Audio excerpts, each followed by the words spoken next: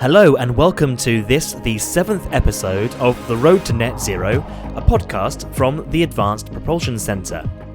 My name is Clem Silverman, and this week we're highlighting another one of our collaborative research and development projects that aims to find a solution to decarbonise heavy goods vehicles. Tevva think that they have the answer, an electric truck with a hydrogen fuel cell range extender. I will let David James, our transport and energy journalist, explain more. For this interview, I went to Tilbury in Essex to meet Asher Bennett, the founder and CEO of Tevva, to talk about the hydrogen fuel cell range extender they're developing for their electric trucks. Well, tell me about Tevva as a company. So Tevva, we're a mission-based company and we're building trucks very focused on the realities of truck operators that need to go out and work 8, 9, 10 hours of deliveries, not be concerned about range. And by that, they will be driving many more zero emission miles. By the way, those miles are also much cheaper than driving a diesel truck. So the more miles you drive, you save more money. What was the inspiration for the business? Because it's quite a bold vision 9 years ago. So it's about being fit for purpose. We've all seen that there's a lot of variety of electric cars. But the average car is parked for 22 and a half hours a day, or 22 and a half hours of opportunity to charge, I like to think about it. And today's electric cars can really drive very long distances, more than you would want in one go. It's a great solution. With trucks, they're going out for those 8, 9, 10 hours of work. They do not want to risk not being able to get back to the depot. Every day, they're getting different payloads, different topographies. It's very complicated. So we have to alleviate all that risk so that the depots use our trucks and use them for the longer ranges. We as an industry have to replace the dirty diesel trucks doing long range, not the dirty diesel truck doing shorter ranges. What kind of challenges do you have providing a solution with batteries? Why are batteries challenging for trucks? So the issue with batteries is because of their weight, and they have a large variance of how much range you will get out of that battery because of payload, drivers, driving conditions, weather, etc. We could double and triple the batteries. We make battery electric trucks. That's one of our products. But when you double or triple the battery size, you eat significantly into the payload, which is the whole purpose of trucks. Also, when you would want to charge such a large battery, the charger will probably cost more than the truck. That is just not a great solution. So we believe in putting medium-sized batteries that will do most days. But for those extreme days where you need to go farther or the payload was heavier, we back it up with a hydrogen range extender. Obviously, there's a reason for a range extender. How do you decide on hydrogen as a solution? So we're a very experienced company in the realm of range extenders.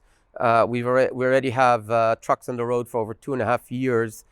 With a major fleet here running around the UK every day making deliveries with a previous technology range extenders. The move to hydrogen was very logical because, first of all, it's completely zero emission, which is something we all want. And by converting to hydrogen with all our past experience about range extension, we're helping the whole hydrogen economy pick up because hydrogen has a lot of advantages. There are also big disadvantages. And by finding the application that is the best use case for hydrogen, we're allowing more and more things to convert to green and hydrogen. Hydrogen is used in many applications. Fertilizer, for example. Most of that hydrogen is from a fossil fuel source, and it is not green at all. It's actually putting a lot of carbon into it. There are ways of making zero carbon hydrogen, green hydrogen. It's quite expensive. So you have to find the good use cases where it makes a material change. When you use green hydrogen in our trucks, you are allowing trucks to go longer ranges, electrify a whole fleet without concern of deliveries. I'll say it again and again. Truck fleets are there to deliver stuff, number one. And if you don't do that, they won't take up your product. By using that hydrogen and getting it to green hydrogen, you're allowing all those use cases of more and more trucks to come onto the road, and it'll just be a natural thing. We also overcome some of the current downsides of hydrogen. Hydrogen right now is expensive, green hydrogen, and hydrogen, the fuel cells are expensive, and there's not a lot of fueling infrastructure for hydrogen. We take all those disadvantages and turn them around. Even though the hydrogen on our truck is expensive, it's a backup fuel. So it's there. One way to think about it is it's there not to be used, but to alleviate any risk of using the cheap, abundant grid electricity that is in our battery. That way, our fleets can, without concern, come back with the batteries depleted, meaning they've done a lot of zero emission miles, and they're also cheap miles, and never concerned about not getting back. If they had any concern, they would put the trucks on very short routes. Putting an electric truck on short route doesn't help anyone. It doesn't save money, and the whole point is to replace the dirty diesel trucks doing long ranges, not short ones. So it sounds like you've got some use case data there that you're working on, that you want people to use 100% of the available battery capacity. So it's actually a bit more sophisticated. We have a cloud-based optimization system that optimizes the different fuels, whether it's the hydrogen or the battery. Today, when hydrogen is expensive, yes, you are optimizing for maximizing usage of the cheaper electricity and minimizing that of the hydrogen. That will change over time. You can look at, besides cost, you can look at the carbon intensity of the hydrogen versus the carbon intensity of the electricity. You can look into like scenarios if there's a storm and the grid is under a lot of pressure, you might not be able to charge tonight. So today we might want to return with a full battery and use the hydrogen. That will evolve and change. It's about giving the most optimal solution for every application use of the truck and every geography of the truck. In a location where there's a lot of abundant green hydrogen, maybe it does make sense to use more and more hydrogen. We're completely adaptive to all those solutions, and it's done automatically. Now, you've been working with the Advanced Propulsion Center on these hydrogen range extenders. Just talk about that as a project. I started a company here in the United Kingdom. United Kingdom is an amazing place to do what we do. Such a strong automotive engineering ecosystem. We're able to get great talent, lots of very strong team members. We have a lot of partnerships with other companies because it's a complicated piece of equipment, what you see behind me. The UK government been supportive along the way in different projects, both in funding projects. Sometimes there's a bit risk that it helps where the government gives a little positive push. I'd like to think we've made a good return, taking those funds and make a lot of external investment, and are producing nice trucks that do the job. So yeah, just talk about the wider benefits for Tevva as a business to be able to get funding like this. What difference has that made? When we went out to the investors, and honestly, I started this with just a PowerPoint saying, let's build not only electric trucks, but they'll have a second energy source, a range extender. I consider that an order of magnitude more complicated.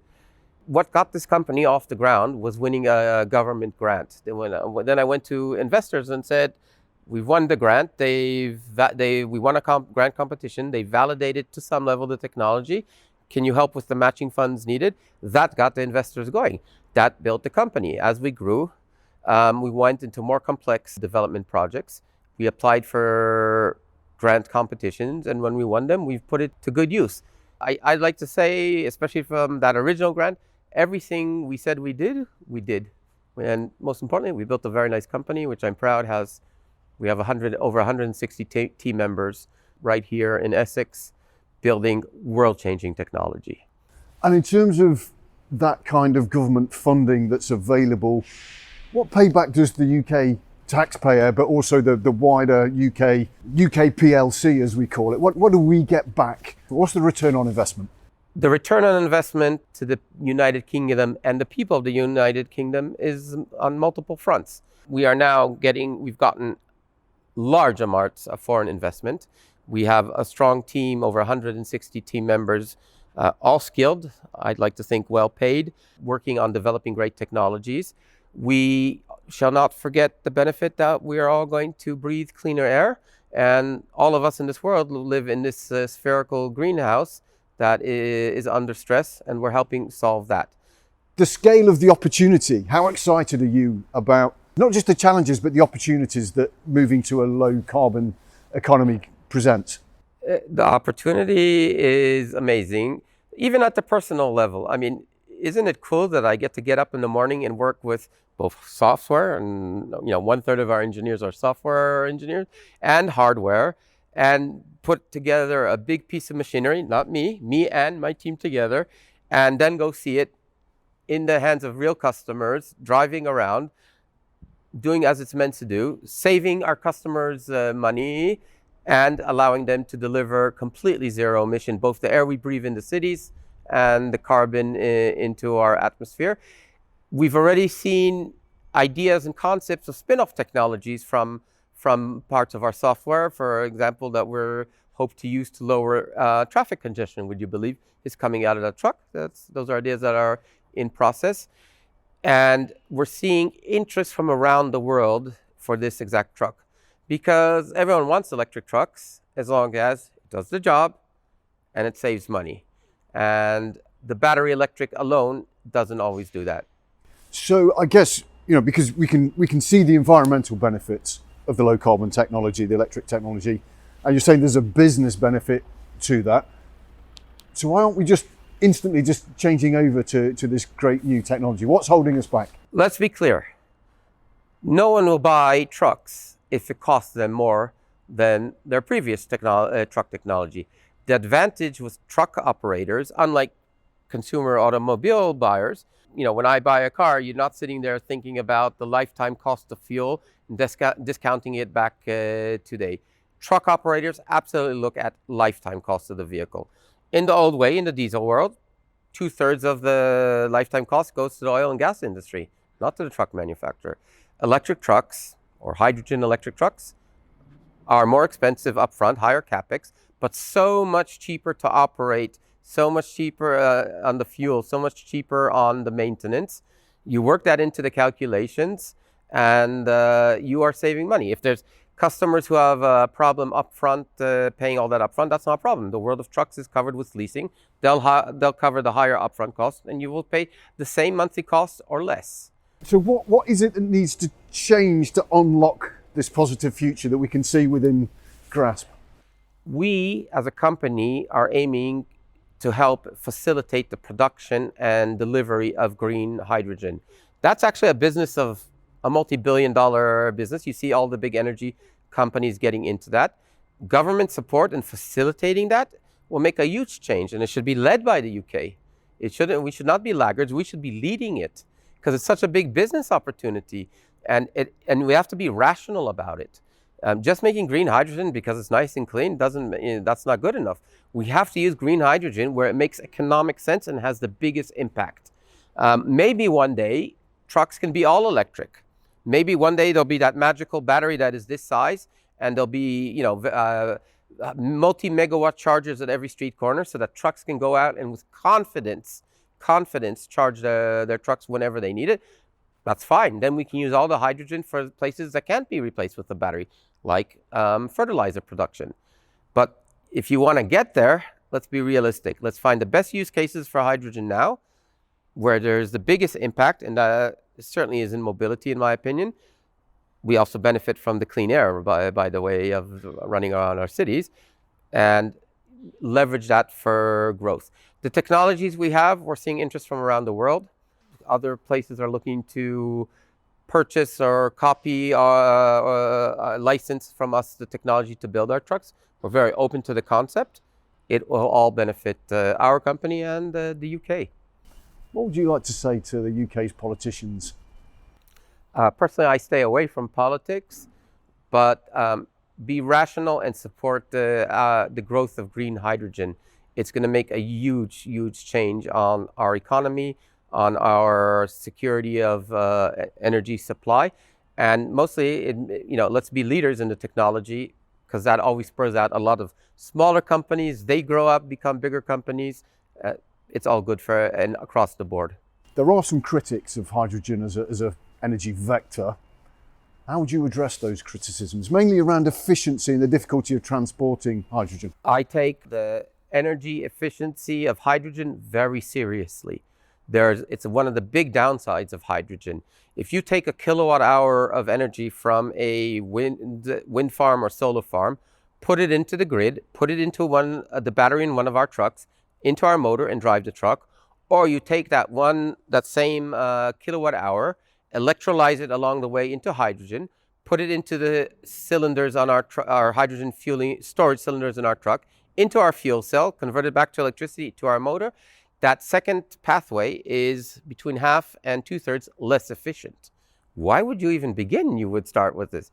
Well, that's why our solution is to use the upsides of the hydrogen, the high energy density, the fast to fuel, and overcome the downsides by we're not using a lot of hydrogen per day. The hydrogen is mostly, the way to think about it, it's sitting there alleviating any risk of using all that cheap grid electricity. And as we electrify more and more trucks and batteries get better and chargers get better, we can dial down the size of our hydrogen or chuck it away completely and be all battery. But we can all sit around for that magic to happen in batteries, or we can make it happen now with hydrogen. So I think our solution is the perfect solution, and it's a very realistic in solving the hydrogen issue. We're very realistic even in how we calculate things like the energy density. So I've seen people look at the theoretical energy content of a kilogram of hydrogen, comparing it to battery. It's hundreds of times better, but that's ridiculous. A kilo of hydrogen has to be stored in a heavy cylinder. A kilo of hydrogen has to go through a fuel cell that is only 50 or 60% efficient. But if you look at that practically, you're still getting 7 times better energy density in hydrogen versus lithium ion batteries. That's very good. That means if we could double the battery size, but we'd lose all the payload. What's the point? Thank you for taking the time to listen to this interview. To find out more about hydrogen transport and the work of the Advanced Propulsion Centre in supporting low carbon mobility, visit apcuk.co.uk.